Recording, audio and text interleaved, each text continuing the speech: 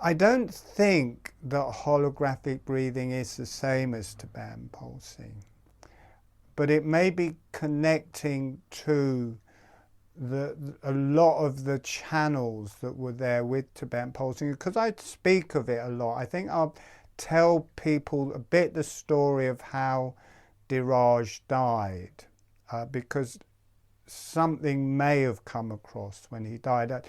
I worked with him when he first started developing what was called tuning in kind of 79, that was, and it had a deep effect on me, and I kept all the charts. But I left and went to Pune to work with Osho. I was already a disciple of Osho in India, and I went to the ashram. And I took all of his charts to the ashram to show the teachers there and to give to Osho. And later, he took sannyas and became a kind of like a mini guru there, or was the main group leader, or one of them, later in the 90s. And later in the 90s, I did go back to Pune, where he was teaching to do it in more depth. And that was when I caught the Lyme's disease. I went to see Diraj, caught Lyme's disease. Then 6 months later, I went to see him in Germany, got bitten by another tick, got another couple of strains of Lyme's disease. I can see the karma in trying to get healed and getting diseases that completely destroyed my life in every possible way. And then a few months later from that, he died. He passed over. And it's never worried me before when people died. I don't feel like I've lost someone.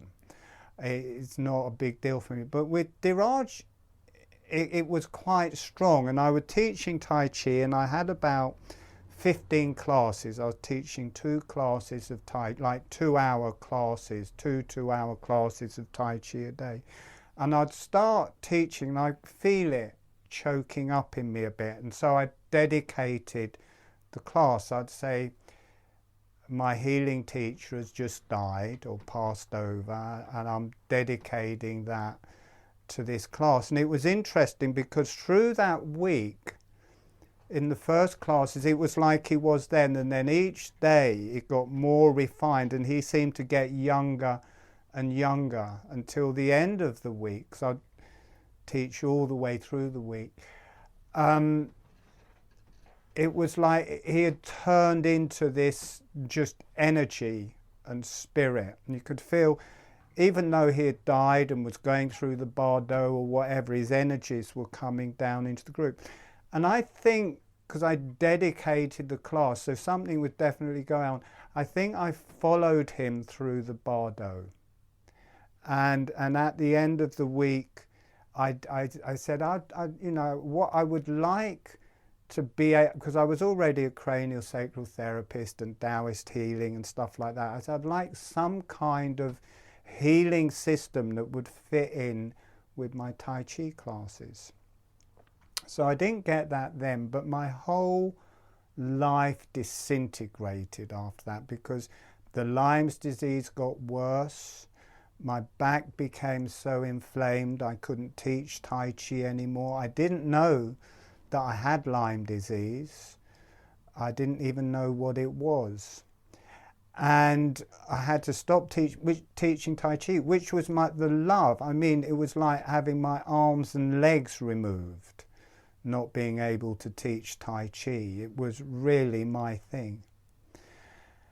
And then 7 years later, I was on my deathbed, and I didn't know what I had, and I knew I couldn't fight it, and I knew I was going to die. And I said, you know, take me. Just not that I would die, but so I can see what it is. And it was like I died, and there were these spirit beings there. And then I came back. To cut a long story short, a bit later, just breathing, and holographic breathing started. And I could feel all the relationships to cranial sacral therapy, how it moved through the body. And I could feel all the relationships to Tibetan pulsing. But there was quite a lot of problems with Tibetan pulsing, mainly for the people that were teaching us, because it was so powerful. It would just blow people apart, and in a way it was too powerful. But I could feel with the holographic breathing, even though it wasn't the same, it was coming through in a way that people would be with, and it wasn't destroying their, it wasn't blowing them apart in the way that Tibetan pulsing would. Now Diraj could take that, but he was an energy phenomena. I never ever have, you know, even gurus and people, even though he wasn't enlightened, I never met anyone with that phenomenal type of energy. So in his death, maybe he did pass over a gift. I know at the end he was very upset that he'd kept it so close to him and he wanted to give it away at the end. So I can't really see how I didn't get something there. And maybe that became holographic breathing. I don't know. But I think a whole load of things culminated. It wasn't just the Tibetan pulsing. It was a whole end of my life. Everything ended at that time. The Tai Chi ended. All the different people I knew drifted away. Whenever I went and tried to do a group, it just wouldn't work. Whenever I went to get to talk with a teacher, it would fall apart. And it just disintegrated, and this new thing started. And it was a bit like I had died and this whole other life started. And I can feel Diraj comes to me in my dreams, whether it is him or not, and I always feel him deeply healing me, or that energy deeply healing him, whether that's a memory of my energy that relates to that, I don't know. And I mention him in these videos, and he obviously was channeling as well. He had his channels, and that is what seems real. When I speak of the channels that were coming to Diraj and my own channels, that kind of feels more real than just saying, oh, it's Diraj. I think it's a much bigger picture than that. But there's something to evolve on from that. I don't think anybody teaches Tibetan pulsing, or very few people teach it, and it's not very popular. But I think it evolves into different things, and when it's got a connection on the other side, it can be different to Tibetan pulsing or have different channels. I think there's a whole collective of knowledge, and I'm grappling to describe this because I don't know what's true.